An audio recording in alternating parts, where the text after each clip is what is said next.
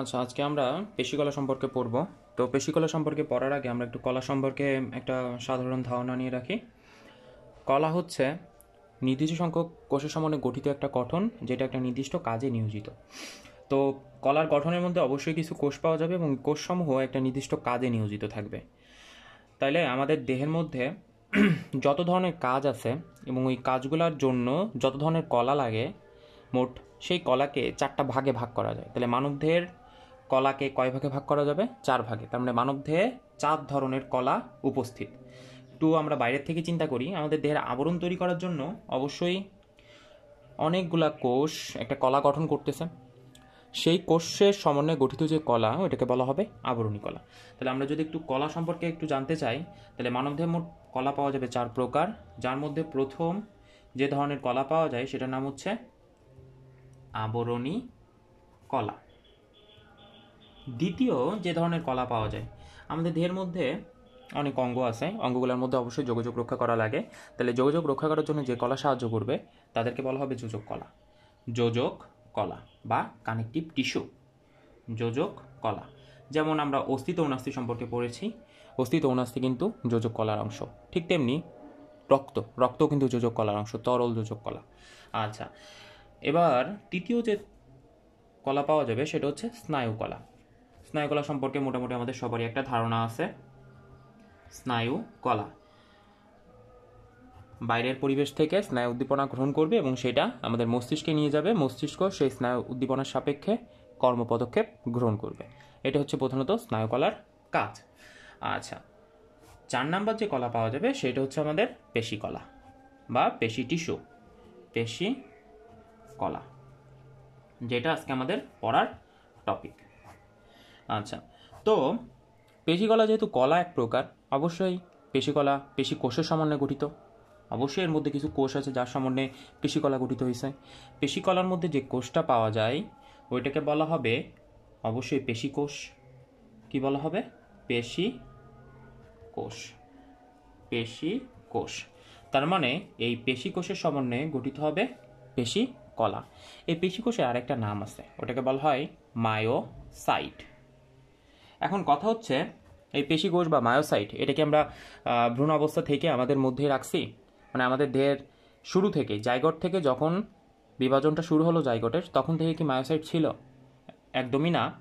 Myocyte অবশ্যই কোনো কোষের একটা পরবর্তী রূপ, একটা অপরিণত কোষের পরিণত রূপ হচ্ছে মায়োসাইট। এবং তার মানে মায়োসাইটের অপরিণত অবস্থা কি হতে পারে? মায়োব্লাস্ট।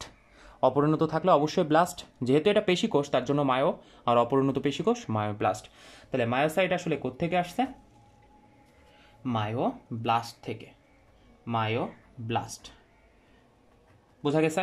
তাহলে মায়োব্লাস্ট নামক যে কোষ আছে সেটা বিভাজিত হয়ে পরবর্তীতে পরিণত পেশিকোষ বা মায়োসাইট তৈরি করতেছে। এখন কথা হচ্ছে, এই মায়োব্লাস্টটা কোত্থেকে আসলো তাহলে? আচ্ছা, মানবদেহ মানে কটাটা পর্বে যে প্রাণীগুলো আছে তারা কয় ভ্রূণ স্তরী? ত্রিভ্রূণ স্তরী।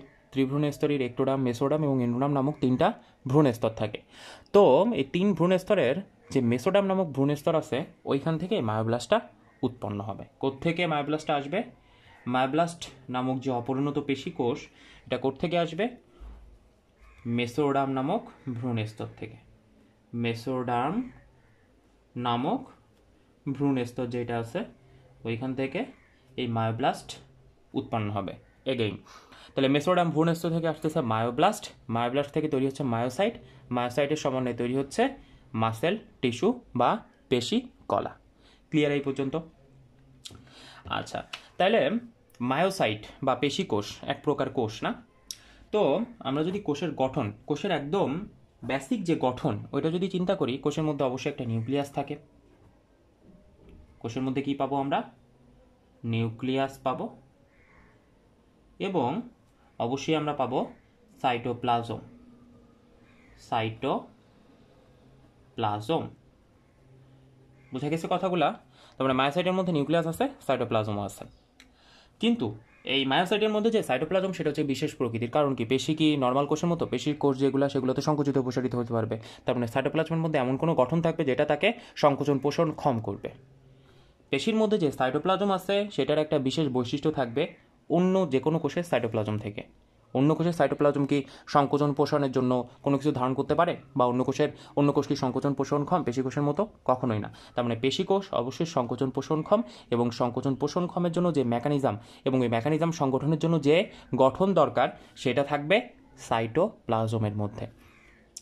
তার মানে আমরা একটা কনক্লুশনে আসতে পারি, মায়োসাইটের মধ্যে যে সাইটোপ্লাজমটা আছে সেটা বিশেষ প্রকৃতির, এবং ওই বিশেষ প্রকৃতির যে সাইটোপ্লাজম ওইটাকে বলা হবে সার্কোপ্লাজম। কি বলা হবে? সার্কোপ্লাজম। মায়োসাইটের যে সাইটোপ্লাজম ওটার বিশেষ প্রকৃতি, এবং ওই সাইটোপ্লাজমটার নাম হচ্ছে সার্কোপ্লাজম। এখন কথা হচ্ছে বিশেষ প্রকৃতির আসলে আছে কি এই সার্কোপ্লাজমের মধ্যে? এই সার্কোপ্লাজমের মধ্যে বিশেষ প্রকৃতির হওয়ার জন্য যে দায়ী যে জিনিসটা সেটা হচ্ছে তন্তু, বিশেষ ধরনের তন্তু। তাহলে সাইটোপ্লাজম বা সার্কোপ্লাজম, মায়োসাইটের যে সার্কোপ্লাজম ওইটার মধ্যে কি পাওয়া যাবে? তন্তু, এবং এই তন্তুটার নাম মায়োফাইব্রিল। বিশেষ ধরনের যে তন্তু মায়োসাইটের সাইটোপ্লাজমের মধ্যে অবস্থিত, ওই তন্তুটার নাম মায়োফাইব্রিল, বিশেষ ধরনের তন্তু। এখন এই তন্তুটার জন্যই তার মানে মায়োসাইট সংকোচন প্রসারণক্ষম। তার মানে তন্তুর মধ্যেও কোনো একটা গঠন আছে, তন্তুর মধ্যে এমন কোনো গঠন আছে যেটা ওই তন্তুটাকে সংকোচন পোষণক্ষম বা ইলাস্টিসিটি দান করতেছে। আচ্ছা, ইলাস্টিসিটি দান করার জন্য যে গঠনটা সাহায্য করতেছে, অবশ্যই সে তন্তুটা গঠনেও সাহায্য করতেছে। এখন যে কোনো কিছুর গাঠনিক উপাদান হিসেবে কি থাকে? প্রোটিন থাকে। তাহলে তন্তুর গাঠনিক উপাদান হিসেবে প্রোটিন থাকবে, এবং ওই প্রোটিনটাই তন্তুটাকে সংকোচন পোষণক্ষম করতেছে। ব্যাপারটা কি আসা যাচ্ছে? তার মানে সার্কোপ্লাজমের মধ্যে যে তন্তুটা আছে ওই তন্তুটার গঠনে প্রোটিন থাকবে, এবং প্রোটিনটার জন্য সার্কোপ্লাজমের মধ্যে যে তন্তু সেটা বিশেষ প্রকৃতির, মানে সংকোচন পোষণক্ষম। তাহলে সার্কোপ্লাজমের মধ্যে যে তন্তুটা আছে এটার মধ্যে আমরা কি পাবো? প্রোটিন। কোন ধরনের প্রোটিন পাবো? সংকোচন পোষণক্ষমে সাহায্য করে এমন ধরনের কিছু প্রোটিন, যেমন অ্যাক্টিন অ্যান্ড মায়োসিন। এই অ্যাক্টিন এবং মায়োসিন মিলিতভাবে এই তন্তুটাকে সংকোচন পোষণক্ষম করে তোলে। ব্যাপারটা বোঝা গেছে? তাহলে আমরা আবার আসি, পেশিকলা পেশিকোষের সমন্বয়ে গঠিত হবে। পেশিকোষের মধ্যে নিউক্লিয়াস পাবো, সাইটোপ্লাজম পাবো, বিশেষ প্রকৃতির সাইটোপ্লাজম, কারণ এই সাইটোপ্লাজমের মধ্যে তন্তু অবস্থান করে এবং এই তন্তু সংকোচন পোষণক্ষমে সাহায্য করে, মানে সংকোচন পোষণক্ষম তন্তু। তাহলে এই তন্তুর মধ্যে অবশ্যই গঠনে প্রোটিন থাকবে, যেটার সাহায্যে তন্তুটা সংকোচন পোষণক্ষম হচ্ছে, এবং সেই প্রোটিন দুইটা অ্যাক্টিন এবং মায়োসিন। এ পর্যন্ত আসা গেছে?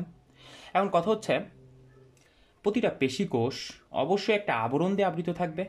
তার মানে এই মায়োসাইটের নিউক্লিয়াস এবং সাইটোপ্লাজম অবশ্যই একটা আবরণ দিয়ে আবৃত থাকবে, এবং এই আবরণটার নাম কি?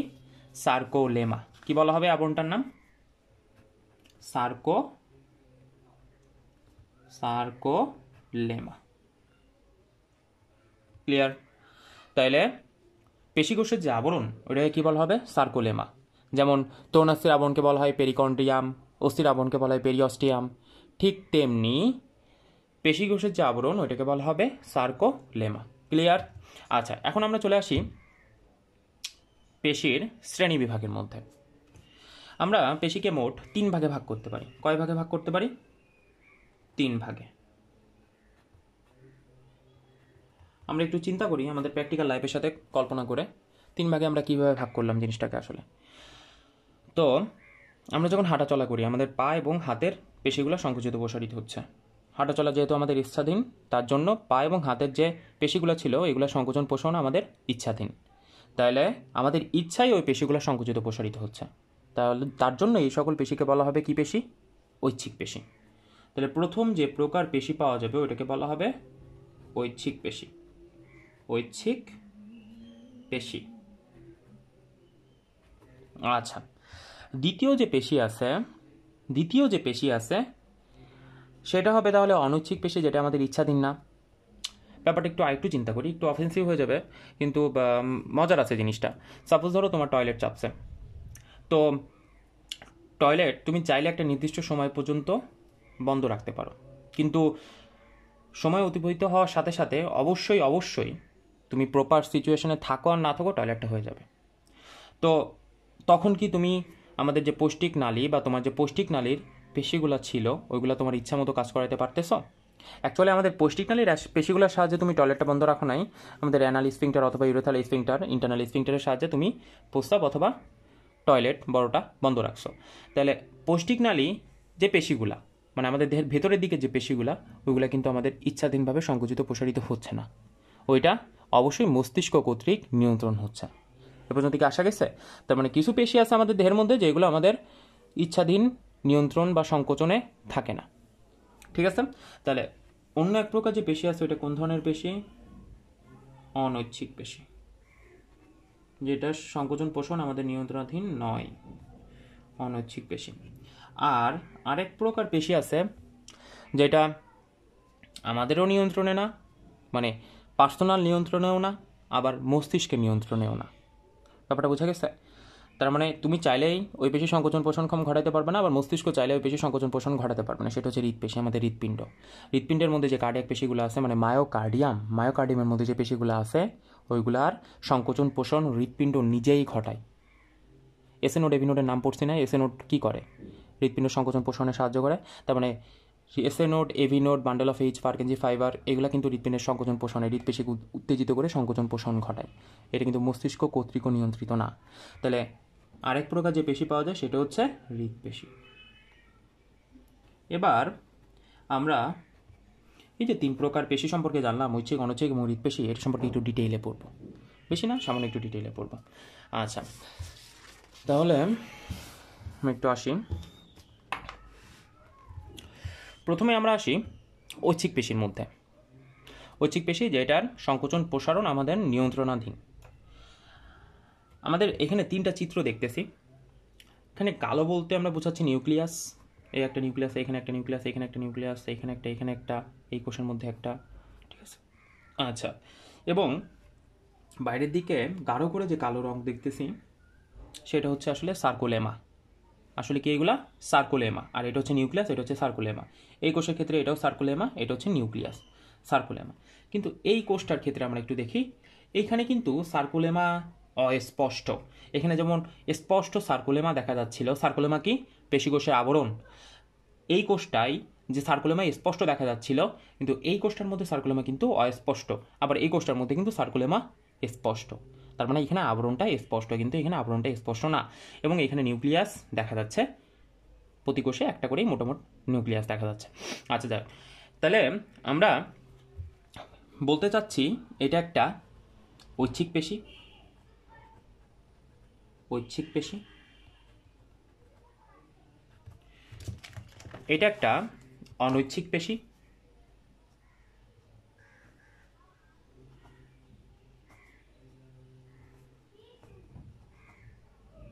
এবং এটা একটা হৃৎপেশি। এখন কথা হচ্ছে আমরা কেন বলতেছি এদেরকে এরকমটা? অবশ্যই আমরা বলতে পারি যে এগুলো এখানে অবস্থান করতেছে তার জন্য বলতেছি। ঐচ্ছিক পেশি এই সংকোচন পোষণ আমার ইচ্ছাধীন। হৃৎপেশি এটা হৃৎপিণ্ডের মধ্যে অবস্থান করতেছে। অনৈচ্ছিক পেশি এটা আমাদের পৌষ্টিক নালী অথবা রক্তনালীর মধ্যে অবস্থান করতেছে, তার জন্য এটাকে বলতে পারি হচ্ছে অনৈচ্ছিক পেশি। এটা আমাদের ইচ্ছাধীনভাবে সংকুচিত বা প্রসারিত হচ্ছে না। কিন্তু অবশ্যই এদের নির্দিষ্ট কিছু বৈশিষ্ট্য অবশ্যই আছে, যার জন্য আমাদের এই 3টা ভাগের মধ্যে যে কোনো একটা ভাগের মধ্যে আমরা যে কোনো একটাকে ফেলতেছি। তাহলে আমরা একটু বৈশিষ্ট্যগুলোর মধ্যে আসি। তাহলে আমরা যদি ফার্স্টে একদম বাইরের দিক দিয়ে চিন্তা করি, একদম যদি বাইরের কথা চিন্তা করি, তার মানে অবশ্যই সার্কোলেমার কথা মাথায় আসবে। তাহলে প্রথম কোন বৈশিষ্ট্যের কথা আমাদের মাথায় আসবে? আমরা যদি এই 3টা কোষের মধ্যে বা 3টা পেশির মধ্যে পার্থক্য করতে চাই, অবশ্যই আমাদের মাথায় যেন আসে সার্কোলেমার কথা। প্রথম যেটা আসবে সেটা হচ্ছে সার্কোলেমা। তাহলে সার্কোলেমার কথা একটু চিন্তা করি। এই কোষটার ক্ষেত্রে সার্কোলেমা কিন্তু অস্পষ্ট, সার্কোলেমা দেখাই যাচ্ছে না বলা যায়। এখানেও দেখা যাচ্ছে সার্কোলেমা স্পষ্ট, একদম স্পষ্ট সার্কোলেমা আছে। আবার এই কোষটার ক্ষেত্র, এই পেশিটার ক্ষেত্র সার্কোলেমাটা সুস্পষ্ট, পুরোপুরি সুস্পষ্ট সার্কোলেমা দেখা যাচ্ছে। তাহলে সার্কোলেমার ক্ষেত্রে, অনৈচ্ছিক পেশির ক্ষেত্রে সার্কোলেমাটা কেমন হবে? অস্পষ্ট, অস্পষ্ট। হৃৎপেশির ক্ষেত্রে স্পষ্ট সার্কোলেমা পাওয়া যাবে, স্পষ্ট সার্কোলেমা।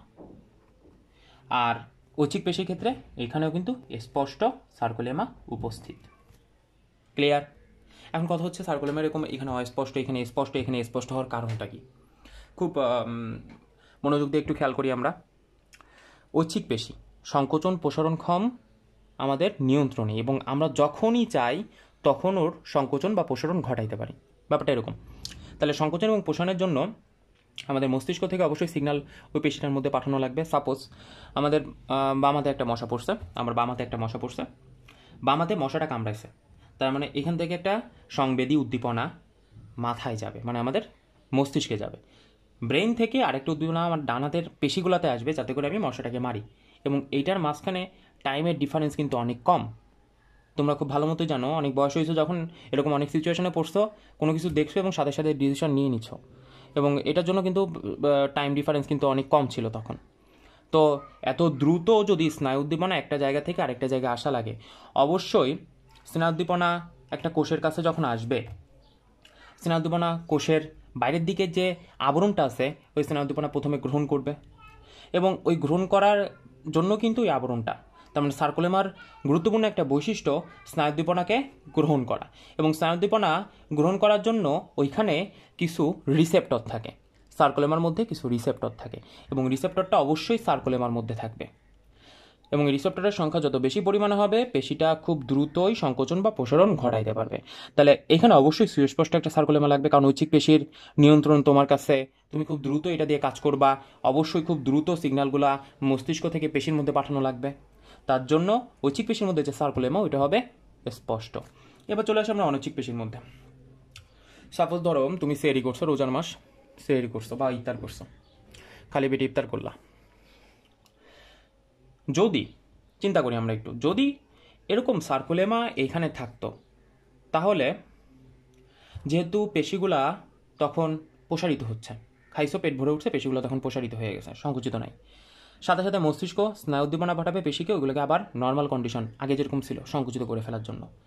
সংকুচিত করে ফেলার জন্য যদি স্নায়ু উদ্দীপনা, সার্কোলেমা ধরো নর্মাল আছে, স্নায়ু উদ্দীপনা সার্কোলেমার উপর আসলো, সাথে সাথে কি পেশিগুলো সংকুচিত হয়ে গেল, এবং তখনই কি তোমার টয়লেট চাপবে না? ব্যাপারটা বুঝছো? তার মানে ঐচ্ছিক পেশির মতো যদি এখানে সার্কোলেমা থাকতো, অনৈচ্ছিক পেশিগুলো ঐচ্ছিক পেশির মতো সংকুচিত প্রসারিত হতে পারতো। যেহেতু নাই, আমার উদ্দেশ্য হচ্ছে এটা সংকোচন প্রসারণ যেন কম মাত্রায় থাকে। তুমি একটা জিনিস চিন্তা করো, খাওয়ার সাথে সাথে কি টয়লেট চাপে? যদি চাপে সেটা তোমার অটোনমিক নার্ভাস সিস্টেমের অবশ্যই কোনো ধরনের ঝামেলা হয়েছে, নর্মাল কন্ডিশনে চাপবে না। এবং টয়লেট চাপারও একটা নির্দিষ্ট, এবং এটা আস্তে আস্তে চাপবে, হঠাৎ করে না, ঠিক আছে? আর অন্য অন্য ব্যাপারে আলাদা, প্যাথোলজিক্যাল কন্ডিশন আলাদা, কিন্তু নর্মাল ফিজিওলজিতে ওই সংকোচন পোষণগুলো অবশ্যই আস্তে আস্তে হবে। আমরা তৃতীয় অধ্যায় যখন পড়েছি তখন পেরিস্টালসিসের নাম শুনেছিলাম, কিন্তু পেরিস্টালসিসে কী হয়, আমাদের যে পুষ্টিনালীর মধ্যে খাবারগুলো যায় ওইগুলোকে আমাদের যে নালীগুলো ছিল সংকুচিত প্রসারিত হয়ে খাবারটাকে পুষ্টিনালীর সামনের দিকে পাঠায়। ব্যাপারটা এরকম না? তার মানে ওইখানে যে সংকোচন প্রসারণ ওইটা কিন্তু তৎক্ষণাৎ না, এবং ওই সংকোচন প্রসারণ দীর্ঘস্থায়ী, তৎক্ষণাৎ না কিন্তু দীর্ঘস্থায়ী। আর ঐচ্ছিক পেশির সংকোচন প্রসারণ তৎক্ষণাৎ এবং ক্ষণস্থায়ী। এবং এর জন্যই এখানে তৎক্ষণাৎ যেহেতু সংকোচন প্রসারণ, অবশ্যই সার্কোলেমার মধ্যে রিসেপ্টরের সংখ্যা বেশি থাকবে, তার মানে সার্কোলেমা অবশ্যই সুস্পষ্ট হতে হবে, কারণ রিসেপ্টর যদি আমার রাখতে হয় তাহলে সার্কোলেমা সুস্পষ্ট লাগবে। আর এখানে রিসেপ্টর বেশি দরকার নেই, তার জন্য সার্কোলেমা অস্পষ্ট। কার্ডিয়াক পেশির ক্ষেত্রে সুস্পষ্ট কেন? অবশ্যই সংকোচন প্রসারণও নর্মাল ঐচ্ছিক পেশির মতোই সেই জীবনের শুরু থেকে শুরু করে একদম লাস্ট পর্যন্ত সংকুচিত প্রসারিত হয়ে চলতেছে। তাহলে অবশ্যই হৃৎপেশির মধ্যেও সার্কোলেমা সুস্পষ্ট রাখা লাগবে, কারণ এইখানেও রিসেপ্টর অনেক বেশি পরিমাণে থাকবে। আশা গেছে? আচ্ছা, এখন চলে আসি সার্কোলেমার পরে কি আসবো, আমরা নিউক্লিয়াসের মধ্যে আসবো। নিউক্লিয়াস,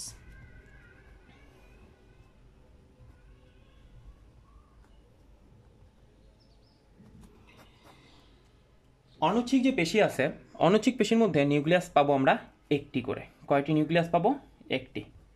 হৃৎপেশির মধ্যেও আমরা নিউক্লিয়াস, দেখো আমরা কিন্তু বাউন্ডারি করে দিছি, একটা কোষের মধ্যে একটা নিউক্লিয়াস, এখানে একটা কোষ একটা নিউক্লিয়াস, এখানে একটা নিউক্লিয়াস, এবং এখানে সম্পূর্ণটা একটা কোষ একটা নিউক্লিয়াস, এবং এখানেও আমরা পাবো তাহলে একটা নিউক্লিয়াস। ঐচ্ছিক পেশির মধ্যে এটা কিন্তু একটা কোষ না, এখানে ডট ডট দেখতে পাচ্ছি, স্ট্রেটেড লাইন দেখতে পাচ্ছি, কিছু রৈখিক চিহ্ন দেখতে পাচ্ছি, রৈখিক রেখা দেখতে পাচ্ছি, এগুলো কিন্তু আসলে কোষের ডিভিশন না, এখানে কিন্তু সম্পূর্ণটাই একটা কোষ। এবং প্রতিটা ঐচ্ছিক পেশির যে কোষগুলো আছে ওইখানে প্রায় 100টার মতো নিউক্লিয়াস থাকে।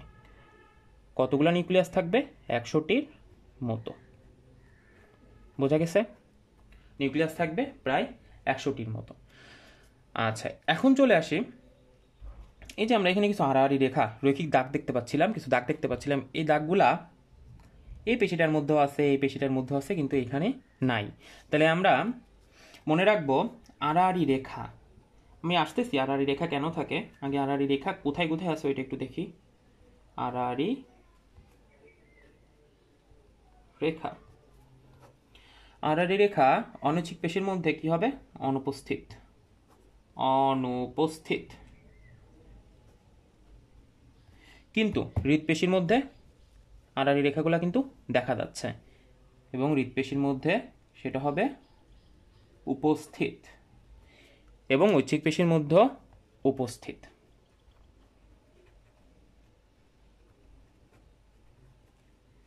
এখন কথা হচ্ছে, হৃৎপেশির মধ্যে যে আড়াআড়ি রেখাগুলো দেখা যাচ্ছে, হৃৎপেশির মধ্যে যে আড়াআড়ি রেখাগুলো দেখা যাচ্ছে, এই আড়াআড়ি রেখাগুলোকে বলা হয় ইন্টারক্যালেটেড ডিস্ক।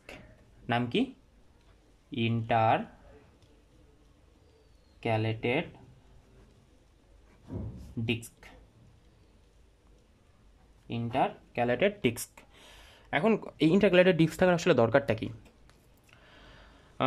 খুব সিম্পল, একটু মাথায় চিন্তা করো যে হৃৎপিণ্ডে যে কোষগুলা, ওইগুলো সংকোচন পোষণ শুরু হয়, তার মানে এসএ নোড যেখানে আছে, এসএ নোড ছিল ডান অ্যাট্রিয়াম এবং সুপ্রিয়ার ভেনা কাভার যে সংযোগস্থল ছিল ওইখানে। এসএ নোডটা কোথায় ছিল? অ্যাট্রিয়াম, এটা অ্যাট্রিয়াম, এবং সুপ্রিয়ার ভেনা কাভা ধরে এখানে ছিল, এর সংযোগস্থলে ঠিক এই বরাবর এসএ নোডটা অবস্থান করতেছিল।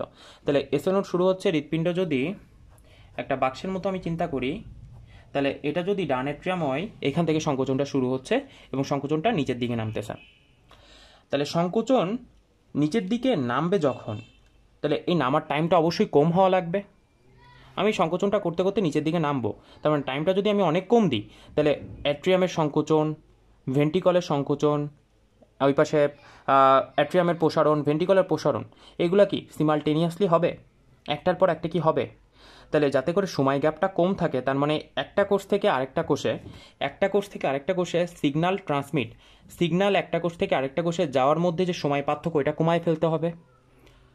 আমার কথাটা বোঝা যাচ্ছে? আমি যখন এই কোষটা সংকোচন করব, তার কিছুক্ষণ পরে না হয়ে যেন সাথে সাথে সংকোচন প্রসারণ হয়, এবং সেটা করার জন্য অবশ্যই কোষের মাঝখানে যে জয়েন্ট বা কোষের মাঝখানে যে সংযোগ, ওটার মাঝে অবশ্যই এমন কিছু দরজা থাকতে হবে যার মাধ্যমে সংকেতটা খুব দ্রুত যাইতে পারে।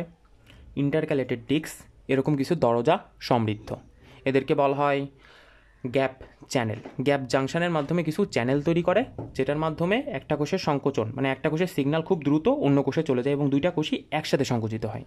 ব্যাপারটা বোঝা গেছে? তার মানে ইন্টারক্যালেটেড ডিস্ক এটা শুধুমাত্র হৃৎপেশিরই বৈশিষ্ট্য, অন্য কোথাও কিন্তু আমরা ইন্টারক্যালেটেড ডিস্ক পাবো না। কারণ হৃৎপিণ্ডের মতো সংকোচন প্রসারণক্ষম অঙ্গ, মানে একদম জীবনের শুরু থেকে শেষ পর্যন্ত আর কোনো অঙ্গই নাই। হৃৎপিণ্ডই শুধুমাত্র আমাদের দেহের একমাত্র অঙ্গ, যেখানে একদম আমাদের যখন থেকে আমাদের হৃৎপিণ্ড ডেভেলপ হয়েছে, সেখান থেকে শুরু করে মৃত্যুর আগ পর্যন্ত সংকুচিত প্রসারিত হতে থাকবে। কেন দরকার তাহলে ইন্টারক্যালেটেড ডিস্ক? যাতে করে দুইটা কোষের সংকোচন প্রসারণ মাঝে যে সময় পার্থক্য, ওইটা কমায় ফেলা যায়, বা দুইটা কোষের সংকোচন প্রসারণ একই সাথে ঘটানো যায়। তার মানে এখানে সংকোচন দুইটা একসাথে হবে, যখন এই কোষটার মধ্যে সিগন্যাল আসবে খুব দ্রুত, ইন্টারক্যালেটেড ডিস্কের মাধ্যমে যে গ্যাপ জাংশনগুলো আছে, এই গ্যাপ জাংশনের মাধ্যমে এই কোষের মধ্যে সিগন্যালগুলো চলে আসবে, দুইটা কোষ একত্রে সংকুচিত হবে। ব্যাপারটা আসছে মাথায়? তাহলে ইন্টারক্যালেটেড ডিস্ক হৃৎপেশিরই একটা অনন্য বৈশিষ্ট্য। আচ্ছা, হ্যাঁ, এখন চলে আসি ঐচ্ছিক পেশির মধ্যে যে রৈখিক রেখাগুলো দেখা যাচ্ছে, এগুলো আসলে অ্যাক্টিন এবং মায়োসিন প্রোটিনের জন্য তৈরি হয়েছে। সবগুলো কোষের মধ্যে অ্যাক্টিন মায়োসিন প্রোটিন আছে, কিন্তু ঐচ্ছিক পেশির মধ্যে অ্যাক্টিন মায়োসিন প্রোটিনগুলা তুলনামূলক অন্য কোষ থেকে বেশি, কারণ ওইটা সংকোচন প্রসারণ অন্যান্য কোষের মতো না। ব্যাপারটা বোঝা গেছে? তাহলে এই রৈখিক পেশিগুলো আসলে কি? অ্যাক্টিন এবং মায়োসিন প্রোটিনের সমন্বয়ে গঠিত। Actin and myosin protein. Clear? আচ্ছা, এখন কথা হচ্ছে কোথায় কোথায় থাকতে পারে। খুব সহজ জিনিস, অনৈচ্ছিক পেশি কোথায় থাকবে?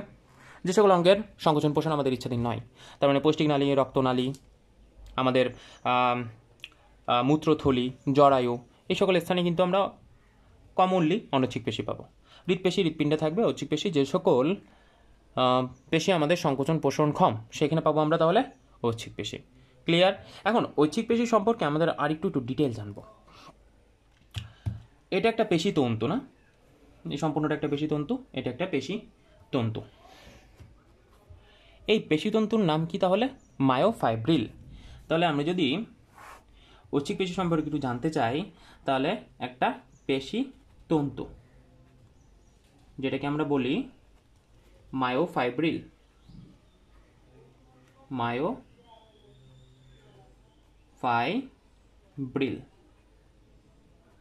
আচ্ছা, এই মায়োফাইব্রিল আসলে একটা পেশি তন্তু।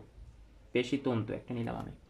এরকম অনেকগুলা পেশিতন্তু আমি নিলাম, অনেকগুলা মায়োফাইব্রিল পাশাপাশি সজ্জিত করলাম, যেমনটা আমরা এইখানে দেখতেছি। আমি একটু আসতেছি চিত্রের মধ্যে, এটাকে দেখে নিই। তাহলে এই যে এতগুলা মায়োফাইব্রিলের সমন্বয়ে একটা গুচ্ছ তৈরি করলাম, এই গুচ্ছটার একটা নাম আছে। এই গুচ্ছটাকে বলা হয় ফ্যাসিকুলাস। কি বলা হবে? ফ্যাসিকুলাস। ফ্যাসিকুলাস। বোঝা গেছে? তার মানে অনেকগুলা পেশিতন্তু বা মায়োফাইব্রিলের সমন্বয়ে আমরা তৈরি করতেছি ফ্যাসিকুলাস।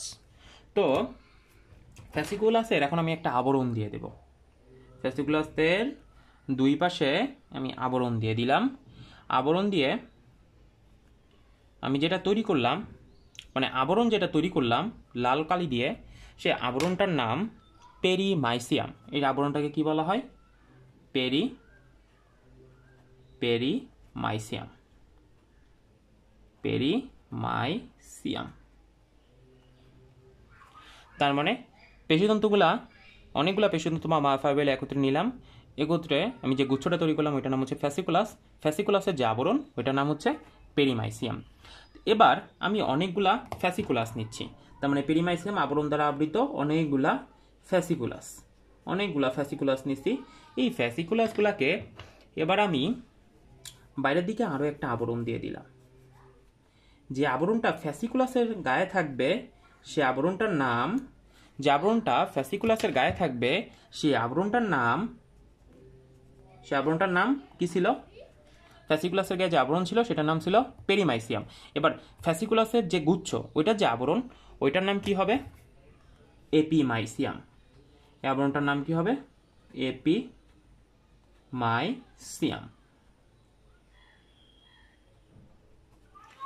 ক্লিয়ার? আচ্ছা, এগেইন তাহলে কি হচ্ছে ব্যাপারটা? আমি প্রথমে এখান থেকে একটা পেশিতন্তু নিলাম, এখান থেকে একটা পেশিতন্তু নিলাম। এই পেশিতন্তুগুলো অনেকগুলা পেশিতন্তু একত্রে যুক্ত করে আমি, মানে পেশিতন্তু বা মায়োফাইব্রিল একত্রে যুক্ত করলে একটা গুচ্ছ তৈরি করলাম, যে গুচ্ছটার নাম কি দিলাম? ফ্যাসিকুলাস। ফ্যাসিকুলাসের একটা আবরণ আছে, যে আবরণটা পেরিমাইসিয়াম নামক, লাল বর্ণের পেরিমাইসিয়াম নামক একটা আবরণ দ্বারা আবৃত। তাহলে ফ্যাসিকুলাস পেরিমাইসিয়াম আবরণে আবৃত। এবার এই ফ্যাসিকুলাসের যে গুচ্ছগুলা ওইগুলোকে একত্রে নিলাম এবং তার বাইরে দিকে আরও একটা আবরণ দিলাম। ফ্যাসিকুলাস এই একটা ফ্যাসিকুলাস, এই একটা ফ্যাসিকুলাস, এখানে একটা ফ্যাসিকুলাস, এবং বাইরের দিকে যে আবরণ ওটার নাম দিলাম এপিমাইসিয়াম। তাহলে কি দাঁড়াচ্ছে? পেশিতন্তু বা মায়োফাইব্রিলের সমন্বয়ে তৈরি হবে ফ্যাসিকুলাস। অনেকগুলো পেশিতন্তু বা মায়োফাইব্রিলের সমন্বয়ে তৈরি হবে ফ্যাসিকুলাস। ফ্যাসিকুলাস যে আবরণে আবৃত ওইটার নাম হবে পেরিমাইসিয়াম। পেরিমাইসিয়াম, অনেকগুলা পেরিমাইসিয়াম আবরণযুক্ত ফ্যাসিকুলাস যে আবরণ দিয়ে আবার আবৃত থাকবে তার নাম হবে এপিমাইসিয়াম। গঠনটা বোঝা গেছে? আচ্ছা, ঠিক আছে, আমাদের পড়া আজকে এই পর্যন্তই। Class dismiss.